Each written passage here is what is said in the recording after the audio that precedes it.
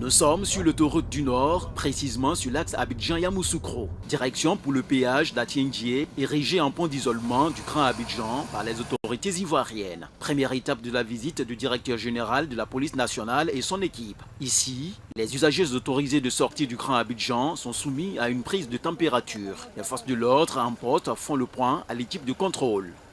Le nombre de véhicules transportant des denrées alimentaires, nous en avons eu 300. Nous avons un nombre de personnes refoulées 155. Une voie jadis à fort trafic, aujourd'hui pèse sous le poids des mesures de sécurité. Néanmoins, quelques automobilistes se félicitent de la décision du gouvernement. C'est très bien même. Par exemple, sécuriser la ville avec le couvre-feu, tout ça, là, ça va nous beaucoup protéger.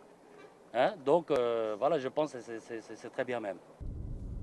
Cap sur le corridor PACI de Tiéviessou sur l'axe Abidjan-Grand Laou. Deuxième étape de la tournée du général Kouyaté Youssouf. C'est le même constat. Les forces de l'ordre et de sécurité sont à la tâche.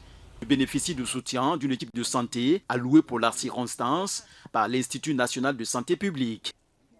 Pour le patron de la police nationale, cette visite témoigne le soutien du gouvernement à toutes les forces de l'ordre et de sécurité dans la mise en œuvre de l'application stricte des mesures barrières.